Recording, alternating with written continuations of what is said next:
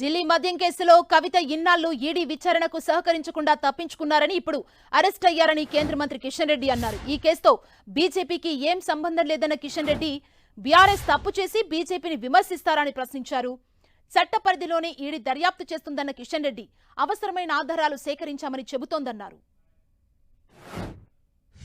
వచ్చినటువంటి ఆరోపణలు నిజమా కాదా, లేకపోతే మీ పిఏలు, లేకపోతే కవిత గారికి పిఏలుగా, కవిత గారికి ఏజెంట్లుగా, బినామీ పేర్లుగా, కవిత పార్ట్నర్స్గా, బినామీ పార్ట్నర్స్గా ఉన్నటువంటి వాళ్ళు ఎవరైతే ఉన్నారో వాళ్ళు అప్రూవర్గా మారి అనేక వివరాలు ఇచ్చారు.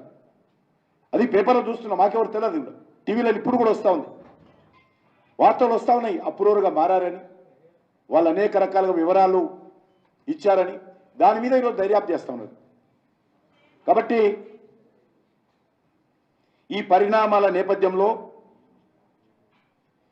అవసరమైనటువంటి అన్ని ఆధారాలను సమకూర్చుకొని మేము దర్యాప్తు చేస్తూ ఉన్నామని ఈడీ చెప్పింది. అది కూడా టీవీలో చూశాను నేను. కాబట్టి దీనిపైన నేను తెలంగాణ ప్రజలకు స్పష్టంగా మనవి చేయదలుచుకున్నాను. ఇది పార్టీకి సంబంధం లేదు, ఇది ప్రభుత్వానికి సంబంధం లేదు.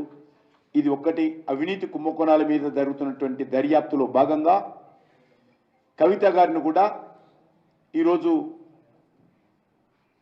మరి ఇన్వెస్టిగేషన్ విచారణ నిమిత్తం వస్తే సహకరించకుండా అనేక రోజులుగా ఇబ్బంది పెట్టి చివరికి ఈరోజు అరెస్ట్ కావడం జరిగింది.